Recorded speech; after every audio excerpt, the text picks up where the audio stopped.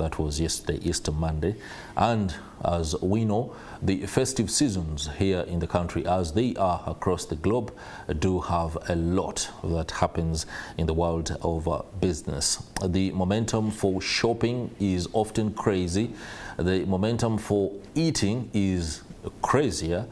But the question is, what is the scope of business before, during, and after the Easter season? It's context that we want to capture, because right now, as I speak, the oil that is oiling many of the wheels of commerce in the country might be kind of dry for some, especially for some businesses, while others are seen to be thriving. And that is where the discussion will hinge: seasonal businesses and how to tap into that momentum if you are a service provider, if you are one that is seeking to make inroads in the world of business.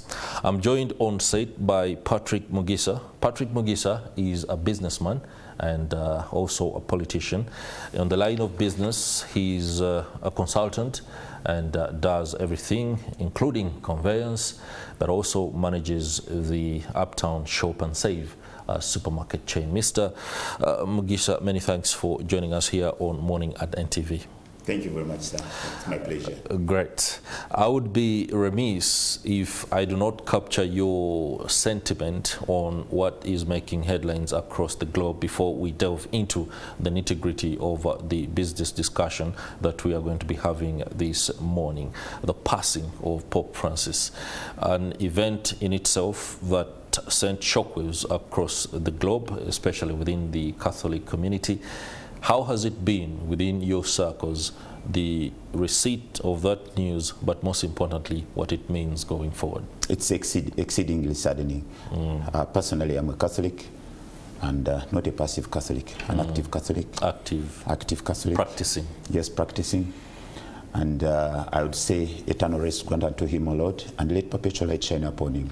May he rest in peace. Amen. My condolences to the Catholic fraternity. Condolences to my Archbishop, Paul Semogrere, and all the clergy. It is saddening indeed, but we pray for him. Great. Thank you very much for those kind words. And of course, here at NTV, we shall continue to cover this particular period of time. Let me now delve into the discussion as we have it today. Easter is one of the very longest holidays that is occasioned upon us as people, as communities, and the business world has a lot to gain, has a lot to tap into. It also has a lot to learn, yes, especially when it comes to seasonal demand patterns, as well as how people purchase what and what they do. What's your take of the economy right now, not only for the festive season that has been, but how things have been going before and could likely go after? Thank you so much, moderator. The word business is relative. It cuts across. When you talk about business, we talk about the ordinary business person. That's right. I'd prefer starting with the local person in the market, because festive seasons are mainly associated with or attributed with eating, feasting, and merrymaking. That's right. Personally, I happen to run several tenders of several markets, like Kalere Market, Parkyard with my colleagues, Kiseka Market, and I can tell you that the business was hype. People were selling products, and many products were coming up from up country. But the biggest challenge we have is the infrastructure. The markets we have are not enough to absorb the people. If you look at a place like Kalere Market is, people don't know that Kalere Market constitutes more than 10 markets. They are all separate markets, and they are owned by individuals, but they don't have enough infrastructure. And much as the people were eager and willing to offer services to us people in Kampala, but they lack working space. We only have two structured markets, they can say, because I mean, I don't count a winner market, St. Walugembe, because it is outdated. We have Wandegea, And the latest is Busega market. Yeah, but generally the festive season was good, and people were thriving, selling their products, and we thank the Almighty God who enabled good conditions to prevail. Okay. Thank you very much for that overview. Allow us to welcome on board John Walugembe, the Executive Director at the Federation of Small and Medium Enterprises. Many thanks for making it. Thank you, and it's a pleasure to be here.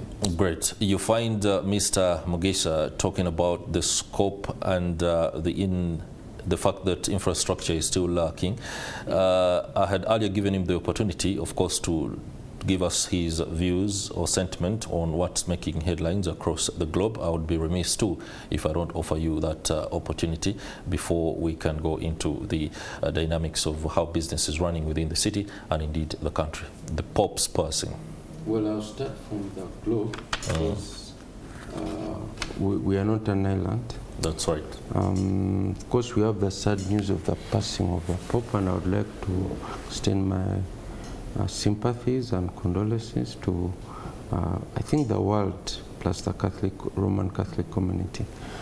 Secondly, we are in the middle of what I would call a tariff war that may pretty much escalate into a fully fledged trade war. What we see is an increase in protectionist tendencies. Even on the African continent, we are seeing that Malawi and Tanzania are engaged in a tip-tap. Malawi has banned certain products from Tanzania from going there. Tanzania has done the same. Mind you, they are all members of SADC. We've also had the same in the region, so we are in what we call a difficult kind of context. We're also having the security concerns in the DRC and South Sudan. Now, these being our main export markets, it means that as a country, we have to plan very carefully to see that we are able to sustain our export volumes going forward. Now, back to the local context, what we see is stability and a pickup of demand. Because if you look at the festive season, you see that there has been improvement from the COVID times. People are spending more. Of course, there are still, from an economic perspective, you find that many small businesses are still struggling with certain issues. The usual issues, but I think overall we are seeing an improvement and a pickup in the economy, and we hope that this momentum can be sustained as we go into 2026. So our surveys as a federation indicate that from the Christmas period, also for Easter season, we see a fairly comfortable level of spending, particularly by the middle class. Okay. I hear you when you say a comfortable level of spending, especially by the middle class. It's a cautious optimism, no doubt, as the bankers love to call it, but it also gives us the hope that maybe what is happening or what is cooking behind the scenes is something that is good, in light of the recent appointment or substantive governor for the Bank of Uganda, as well as his deputy, a man who we know to be a hands-on individual, especially when it comes to work. But let's first keep within the context of Kampala and the business environment. I want to delve into what conditions market dynamics within Kampala. When you look at the small-scale operators of businesses, they seem to be holding fort for the economy. So much so that if there is any slight disturbance, it is felt very quickly, including tensions between traders who often complain of the fact that some other people are encroaching onto their space, yet they're supposed to be shelved from those investors. You've spoken about Kalere market being one that has multiple markets within one enclosure. Yes, please. And that is a model that doesn't look sustainable. I do not know whether there have been engagements on how to roll out more markets like Wandegea and Busega within Kampala metropolitan area to attend to what you seem to suggest is a structural problem. Thank you so much. Like I told you, I have expertise in markets. When I talk about Wandegea, let's take a context of Wandegea market. Those markets are being built by a project in the Ministry of Local Government called MATIP. They have spread all over the country. But the challenge we have with those markets, they're like malls. They're not markets. Take an example of Kiseka market. I'm told they built a market, but it's a mall. And those malls tend to push out the ordinary person. The ordinary person cannot manage a shop. The design of markets should also change. Ministry of Local Government under MATIP, it's a African Development Bank project. They should change the design of building markets. They're instead building malls instead of markets. If you look around, there are many, they have built a lot, quite a number. I saw one in Imbarara, Fort Potro, Hoima, everywhere across the country. But the designs are still lacking. They should make enough consultations. An ordinary person needs a square meter, 2 square meters of space to work from. But if you build a lockup, they end up selling them on goodwill to the rich, and they find themselves coming back on the streets to trade. That's the biggest problem we have. Another challenge we have, Mr. Walugembe is here, is in charge of small businesses, the cost of capital. Most financial institutions and banks here are foreign owned. They open their books in London and they close them in London. With this AI technology, a bank like ABSA is headquartered in London. A bank like Stanbic is headquartered in Johannesburg. When they're giving out credit, the cost of credit is so high to the ordinary person. You find that if you want something, say an ordinary person, I mean a vendor from Kalero Markets wants to borrow 5 million, it's not easily accessible. It's not easily accessible. Why am I saying so? The processes are quite cumbersome. The collaterals, the preparation costs, the arrangement costs, the legal costs. Our indigenous banks should come back on the fora. I remember very well when I was still young, I used to trade using Greenland Bank. I'd go with an LPO, local purchase order, and I'm financed. But you cannot walk in any international bank here with a local purchase order. With a local purchase order, and they give you credit. We need hands-on credit. The local banks have been phased out, and the ordinary person is suffering. That's why even money lenders are taking the day. You can't avoid money lenders because they have quick money and fast money. Banks are quite cumbersome. So that's the biggest challenge we have. Financing is a problem. Financing is a problem to an ordinary person because banks have a lot of big procedures. Yes. Is that something that you agree with entirely? Yeah, I think the issue of access to finance is something that we need to discuss. And I agree that you cannot have your financial sector run by private individuals. No, foreigners or not, but private individuals whose interest is to make profits. Exactly.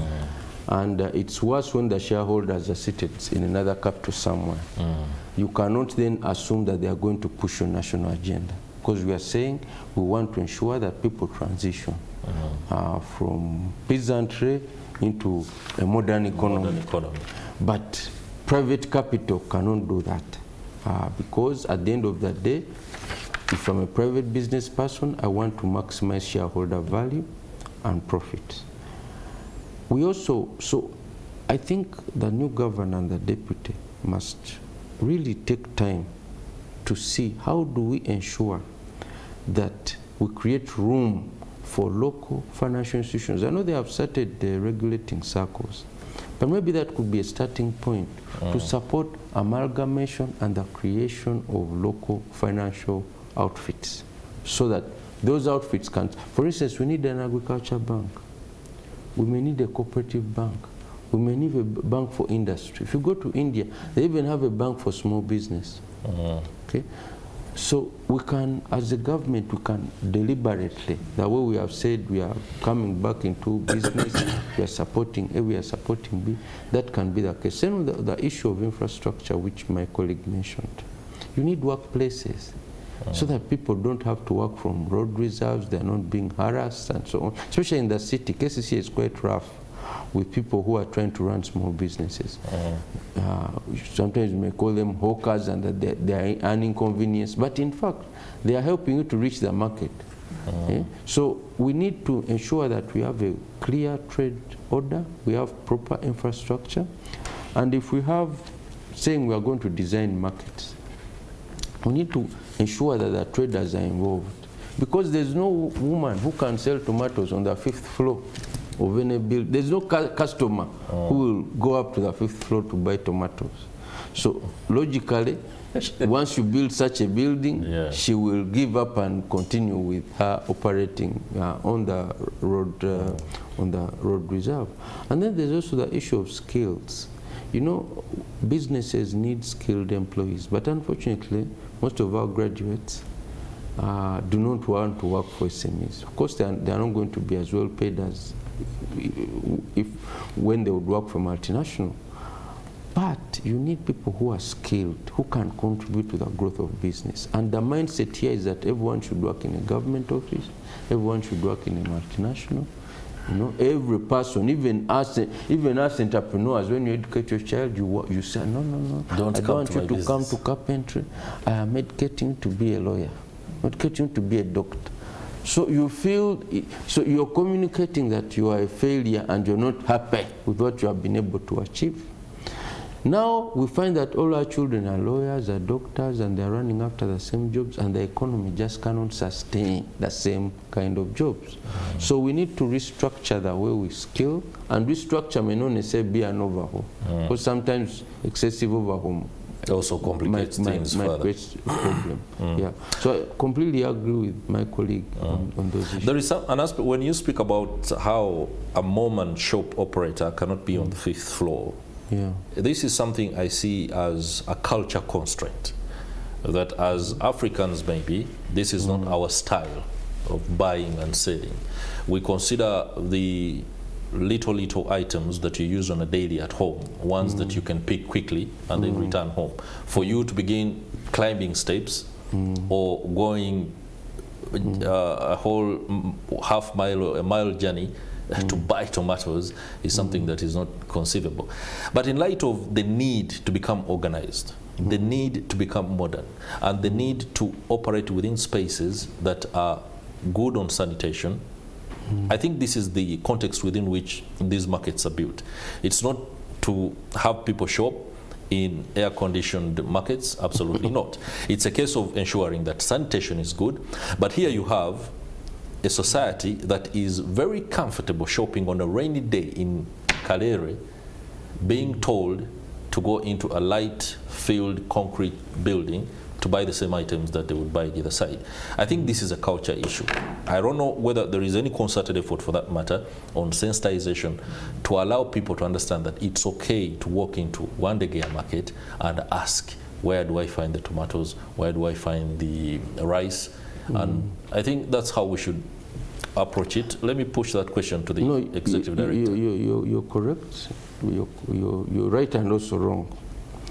In the sense that when you're designing something for somebody, you can't just sit in your office and say, let me go to Moroto and pick someone, and what they need is to rent a room in the Serena.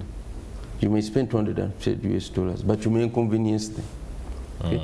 So you must ensure that whatever solution you're designing is in line with the needs and the aspirations of the people you're trying to support. During the time of the late Honorable Sevana Chizito, they developed markets. The one in Natete, the one in Bugorobi, and I think also Wandegea had one, not sure. Those markets are still functioning, okay? Because they were designed to reflect the realities on the ground and to be as close as possible to what they were replacing. They were able to address the issues we talk about of sanitation, of organization, of storage, but they were close to where the entrepreneurs were.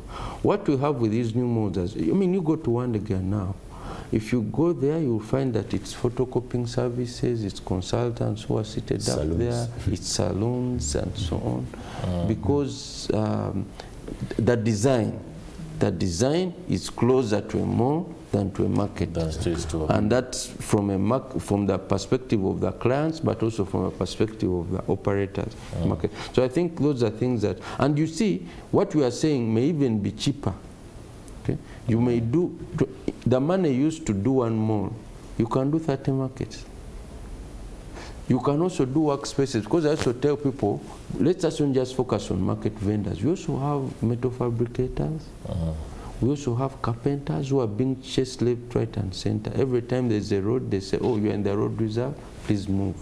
So the issue of workspaces, I think, should be addressed. I know that there was a project by the World Bank that sought to do that. I don't know how far it is, but it's something we need to prioritize. Mr. Mugisa, yes, I do not know whether these discussions are ongoing with the local government authorities led by KCCA. Has there been intervention on your part, for example, as a business person and within the associations that you are a member, to push and have this conversation so that the next rollout or chain of markets does attend to the problems that...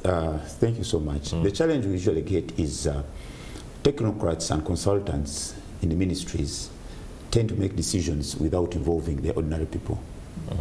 If you can talk of Wandegea market, the accessibility is not there. Wandegea market used to thrive because it was easily accessed.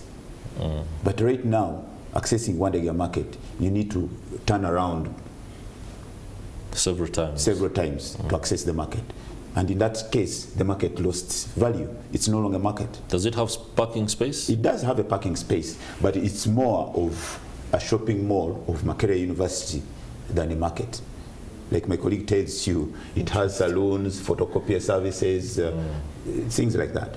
My challenge, the challenge we have in Kampala, when you look at the plight of vendors, people are coming out on the streets to trade their merchandise because of lack of working space. And they end up being arrested by KCC. If you go to City Hall, starting like from 2 p.m. to 5 p.m., you can cry. KCC law enforcement is arresting people every day. And we, the ordinary people of Kampala, we suffer the collateral damage. Because if you arrest a lady, a hawker,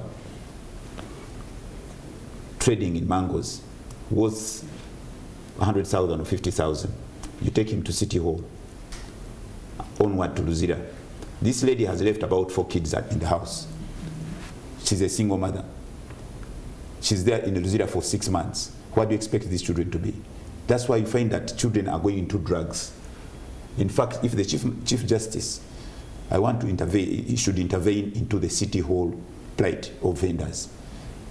We may think that these things don't concern us, but we are grooming a society that is going to come and terrorize us. Because people have nowhere to work from. You have not provided for them a conducive working environment. They come on the streets.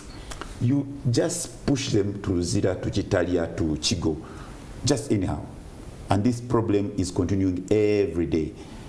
The worships, in quotes I hear they are called worships, those magistrates. They don't have any, they're not remorseful at all when they're sentencing those people. These are part of us. My brother, we are all not in families privileged to be like me, you, and Mr. Walugembe. We have our kinsmen who never made it in life. They're surviving in such ways. Even right now, I have one of my relative. He's a wheelbarrow pusher, whom I'm going to rescue. He has been in Luzira for 2 weeks. He was pushing a wheelbarrow, selling sugarcane. And they're bringing him back to court today in KCCA court. Okay, I'm glad you do bring about an aspect that is one of the issues that Daily Monitor and other outlets of the Nation Media Group no doubt love to amplify. There are those who say the KCCA court is a miscarriage of justice, like he has said, but that's a discussion for another day. Let's keep within the context of our business right now. I would love to now widen this conversation to the greater economy, especially when it comes to management of how we are going to stabilize national income, so to speak. I'm glad you've already acknowledged that the new honchos at the Bank of Uganda are well placed to ensure that this happens. We are in the final quarter of this financial year, and people are beginning to look at what should be changed ahead of the next financial year. I don't want to say it's a little bit too late to bring that conversation on board, because the budget framework paper has already been rolled out.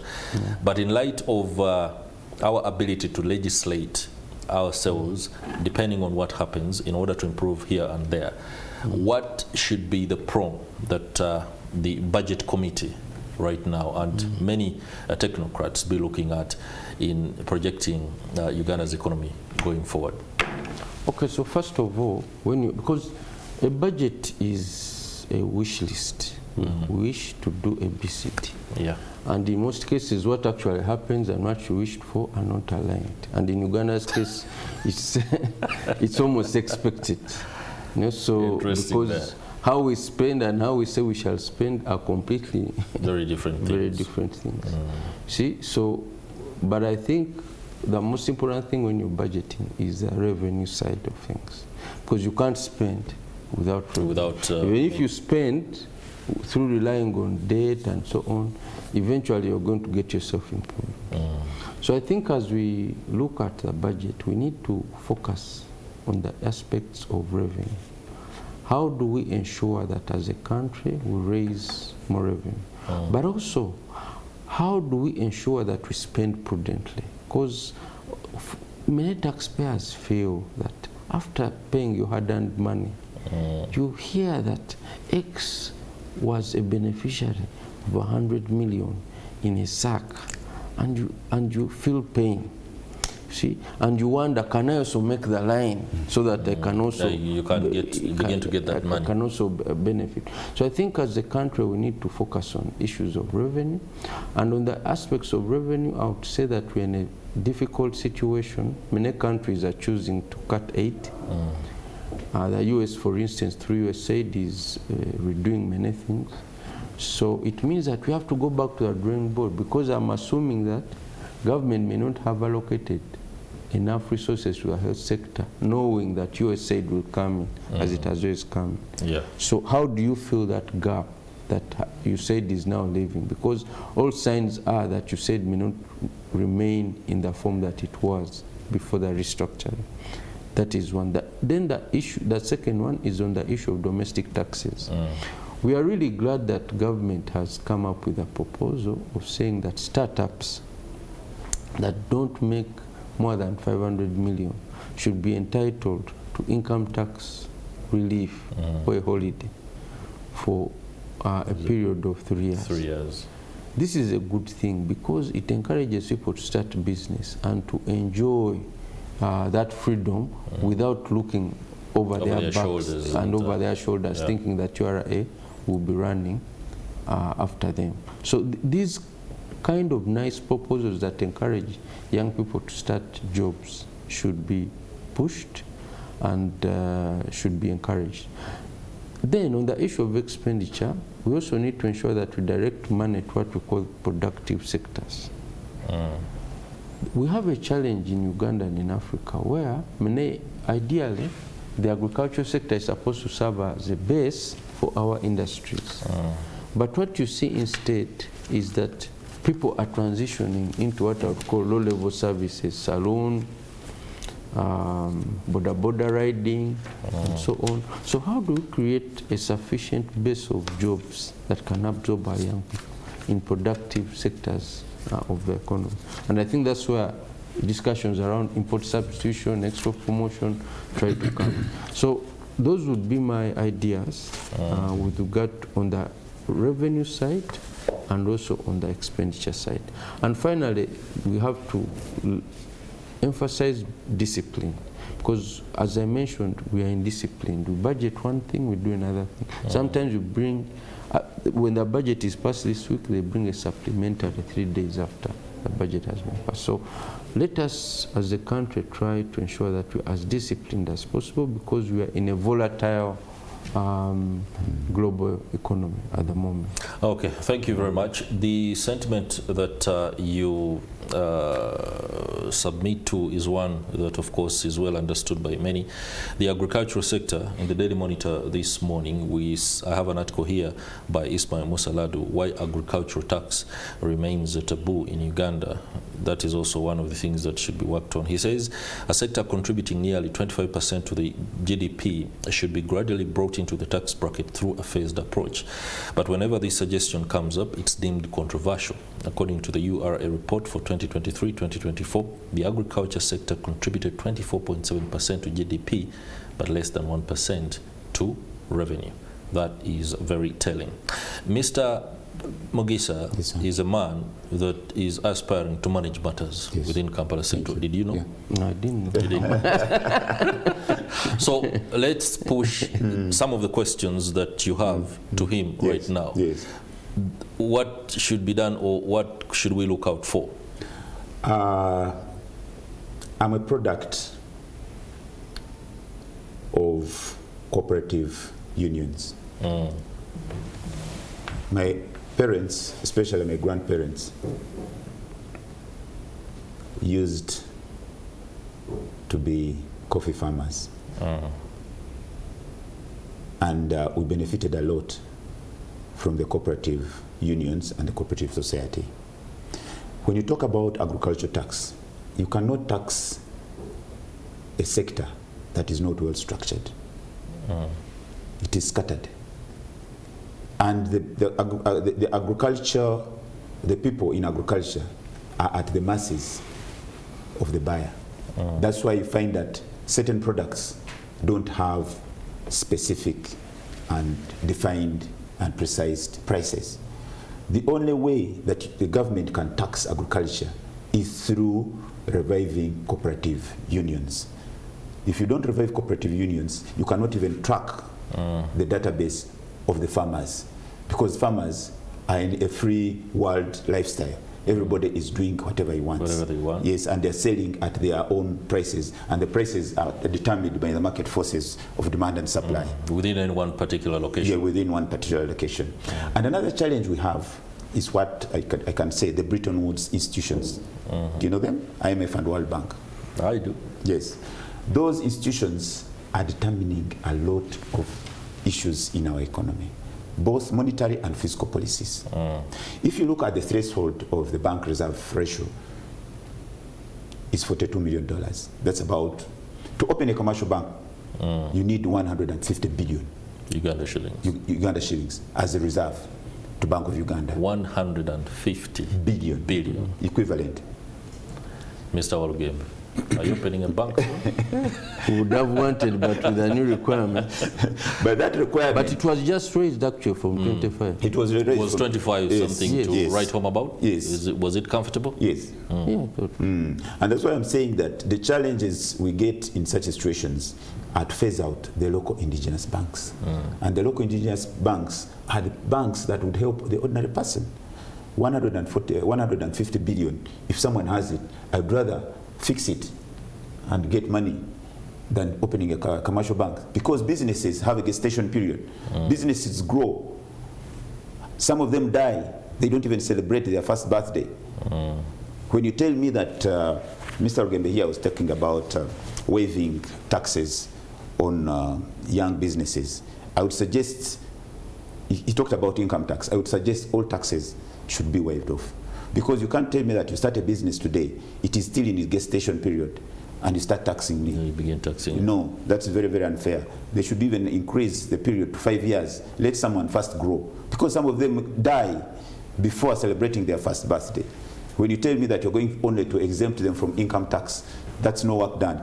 Exempt them from every tax, even the local taxes. They should be exempted. That's when agriculture can thrive, and that's when the economy can thrive.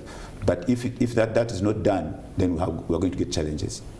Okay, interesting. But again, let me stay with you, especially in the aspect of what is taxable within Kampala Central and Kampala metropolitan areas. What is the low-hanging fruit? Well, it's a relative definition. If you talk about taxes, we're talking about markets, we are talking about traders in Ichikogo.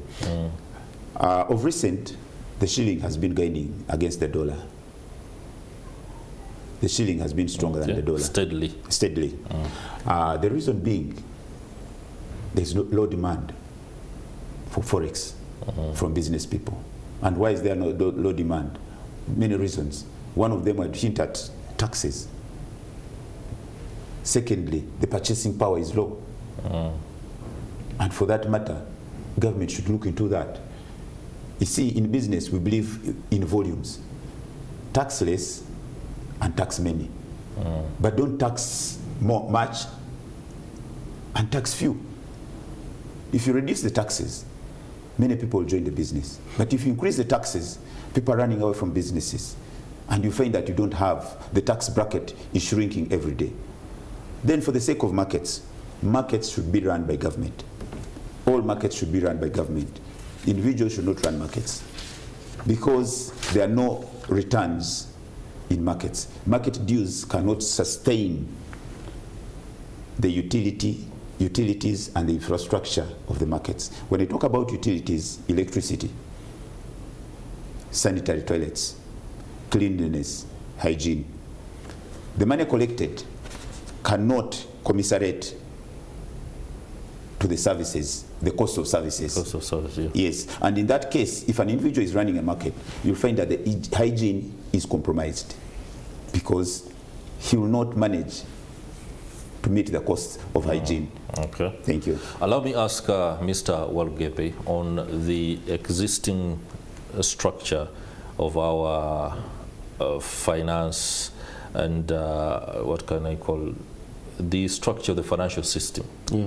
Earlier, he and of course you also alluded to the fact that the cost of credit is high up there. When you look at small-scale enterprises seeking credit from leading banks, personally, I think it's a case of jumping to an area before taking the advantages or the options that are available by the smaller institutions. I don't know whether the micro financial institutions, the banks that are operating on tier 3, so to speak, they're not banks, they're tier 3 institutions. Aren't they managing this particular demand or the need to offer the service as needed by the those that want the capital, instead of looking at Stanbic Bank, ABSA? Okay, I'll start by saying that we have a structural problem with regard to the issue of access finance. One, the economy is too reliant on credit. We have not been able to take advantage of other opportunities that can be used to support businesses with capital. I'm talking about our capital markets, for instance. If you look at our securities exchange, it is what they call illiquid. Illiquid means there's no money. There is absolutely there has to be money. But here, the main investor is NSSF, and NSSF is us. Okay? So in other words, if there are not many people who bring cash to buy shares, then the whole thing, I mean, it's like having a normal market and there are no buyers. The sellers are there, but there are no buyers. See, so that becomes an issue. Then there's also the issue increasingly of private equity. Okay, people, I can come and say, you're running a good business, give me 20% shares privately, not on a public market where everyone sees. Because on a stock exchange, everyone will see that these shares are. But here we just discuss privately. Give me a portion, let me support. The challenge here is that we don't trust each other. Everyone wants to start a business. See, someone has retired at 60 years. Instead of seeing that, oh, X has been running a business since 40, it's doing well, let me inject some money. You also start a salon, you start a factory, you have no energy, you have no experience, you don't have time to learn and stuff. So that lack of good structure in terms of our financing sector is something that's concerning and that needs to be addressed. Now, going to the question that you talked about, we must, even within the credit lines, we must have different offerings. Yes, we have circles, and it's glad that Ugandans are starting to save, which is a good thing, and some circles actually are hitting 20 billion, 15 billion, and so that's why Bank of Uganda is now coming through. Because actually Bank of Uganda has found itself regulating nothing, just a few banks, but actually the actual action is moving out. First of all, many people have started borrowing from telecos. Because if you see now, MTN reported how much they've made from lending and use. It's huge. It's huge. So let's assume this was under UCC, then you had other people saving in circles. Bank of Ghana is going to remain supervising a shell. So what they're also trying to do is to remain relevant by bringing people from the outside. We shall regulate some part of the telecos. We shall regulate some part of the circles. Now what we are telling BOU, do not use the same methodologies that we have used to make it impossible for local banks to thrive. Because if you use the same methodologies on our circles, you will kill them. You will kill them. You will kill them. So you must also have an introspection. Why are people running away from you and setting up their own financial systems? You see? So that's why I'm saying BOU should play a facilitatory role that includes incubating. How can we incubate circles? If you have 10 circles that have 250 billion, because I'm sure there are 10 circles here that can make a bank. Encourage them to consolidate and create one financial institution that's strong, that's locally owned, and then support them in setting up structures for corporate governance and so on. Because some of the extras they use, you know, local banks lack corporate governance systems. You as BOU now, that is your role. Help them to put in place those structures. More so, like on board and hand-holding. Yes. Now, I also have to mention this issue of money lenders. Because people say money lenders are bad. In a market economy, no one is bad. Because everyone has come to make money with a service. If you don't like him, don't buy from him. The biggest question is, why are people going to money lenders? Because if you don't, except if you're telling us that money lenders coerce people. They have guns, they say, please come and borrow from us by force. But if it's voluntary and people go there voluntarily, to get that money, then we must ask ourselves, how do we create alternatives so that borrowers don't need to go to money lenders? Now, I heard that government capped interest rates. I'm not a money lender, but I own a microfinance company. What government is doing is illogical. Because when I go to borrow from a commercial bank, I borrow at 26%. Now for you are capping my interest at 33%. So you are saying that I should do all this work for 5%. If you remove losses, I will be working for 3%. It's not possible. So what government needs to do is to address the structural issues. How do we bring the cost of credit down? If you want money lenders to reduce the interest rate that they charge, provide them, create a fund, a money lenders fund under UMRA, where we can get capital at 5%. We shall be willing to lend at 15%. Then you make that 10% margin. But if you just say, I've created a loan, you're lending money after all. Interesting that. Yes. The local government perspective is what we need to address ourselves to, because there's always what appears to be a conflict between a conflict that doesn't allow devolution of these. The local government should be seen to work within its operating space to allow it to do some of these things that FSMEs require. I do not know whether it's part of your plan. We haven't had an opportunity to peruse your manifesto. Okay. What is the imperative for businesses? Thank you so much. Let me start with Mr. Walugembe's issue about money lenders. Money lenders are a link of the surplus end to the deficit end. Yes, it's like the way we are seated here. Mr. Walugembe is in surplus. I get money from him. I give it to you on interest. So if you say that you're capping interest rates in the free market economy, it's not possible. The rate at which I borrow from Mr. Walugembe to give to you and the cost of managing that facility, you cannot give me terms and conditions. It's a willing buyer and a willing seller scenario. Back to local governments. Local governments, the challenge we have, recruitment. Recruitment of workers in local governments is becoming a problem. Most of the people who are joining local government, some of them don't know even what to do because of the corruption in the district service commissions. There's a relative of mine who applied for a job in one district, which I may not mention. But when he reached there, the chairman of the District Service Commission asked her, where do you come from? She said, I come from this district. How many districts have you crossed to come here and get this job? He said, but this job was, you advertised nationally. He said, no. You have crossed about 5 districts and then you come. Why don't you go to your district? So you find that's a problem we have in government. District Service Commission and Public Service Commission.